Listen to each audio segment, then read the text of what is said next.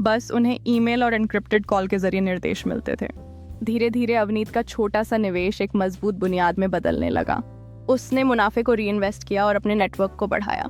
उसने ऐसे लोगों से रिश्ते बनाए जो उसे रविंद्र सिंह की गतिविधियों के बारे में अंदरूनी जानकारी दे सकें। रविंद्र सिंह के हर कदम पे उसकी पैनी नजर थी। अवनीत ने खुद को एक अदृश्य शिकारी में बदल दिया था जो अपने शिकार की हर चाल को भांप रहा था, लेकिन शिकार को इसका जरा भी एहसास नहीं था। वह जानता था कि यह सिर्फ शुरुआत है। अवनीत की गुमनाम पहचान अब एक हकीकत बन चुकी थी। उसने नाइटफॉल इन्वेस्टमेंट्स नाम की एक शेल कंपनी बनाई, जिसके कागजों पर उसका नाम नहीं था, बल्कि ये एक जटिल कॉर्पोरेट ढांचे के पीछे छिपी थी। इस कंपनी के जरिए उसने अरबों का कारोबार करना शुरू किया।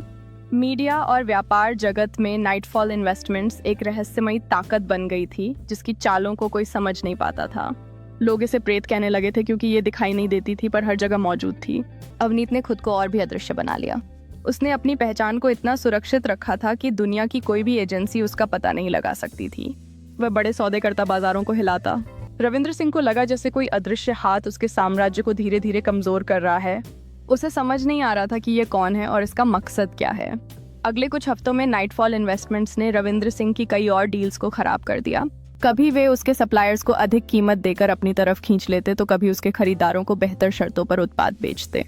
रविंद्र सिंह की कंपनी के शेयर गिरने लगे। मीडिया में भी तरह तरह की खबरें आने लगीं कि रविंद्र सिंह का दबदबा कम हो रहा है। वह परेशान रहने लगा। उसे लगने लगा कि कोई जानबूझकर उसे निशाना बना रहा है। अवनीत अपने गुप्त ठिकाने से ये सब देख रहा था। उसके चेहरे पे एक शांत मुस्कान थी। ये सिर्फ शुरुआत थी। ये पहला झटका था रविंद्र सिंह के अहंकार को तोड़ने का और प्रिया के बदले की आग को थोड़ा और हवा देने का। नाइटफॉल इन्वेस्टमेंट्स के बढ़ते हमलों से रविंद्र सिंह का तनाव आसमान छूने लगा था। वह हर मीटिंग में चिड़चिड़ा रहता, अपने कर्मचारियों पर गुस्सा करता। उसके सबसे करीबी लोग भी उससे दूरी बनाने लगे थे। उसे शक था कि कोई अंदरूनी व्यक्ति उसकी जानकारी लीक कर रहा है, लेकिन लाख कोशिशों के बाद भी उसे कोई सुराग नहीं मिला। अवनीत ने रविंद्र सिंह के नेटवर्क को कमजोर करना शुरू कर दिया था। उसने उन राजनेताओं और अधिकारियों पर दबाव बनाना शुरू किया जो रविंद्र सिंह को अवैध रूप से मदद करते थे। नाइटफॉल इन्वेस्टमेंट्स ने कुछ ऐसे गोपनीय दस्तावेज लीक किए जिनसे रविंद्र सिंह के कुछ दोस्त मुसीबत में आ गए। इससे रविंद्र सिंह का समर्थन तंत्र टूटने लगा। अब रविंद्र सिंह को नींद नहीं आती थी। वह अपने बंगले में बैठा सिर्फ सोचता रहता कि ये प्रेत कौन है जो उसे बर्बाद करने पर तुला है।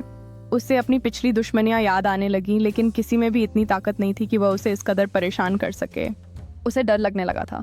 उसका साम्राज्य जो उसने क्रूरता और धोखाधड़ी से बनाया था, अब रेत के महल की तरह ढहता दिख रहा था।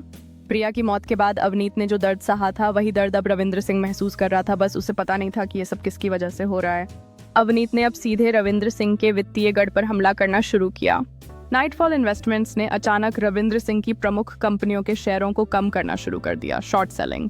बाजार में रविंद्र सिंह की कंपनियों को लेकर नकारात्मक खबरें फैलने लगीं, जिससे निवेशकों में घबराहट फैल गई। रविंद्र सिंह अपनी गिरती हुई कंपनियों को बचाने के लिए हाथ पैर मार रहा था।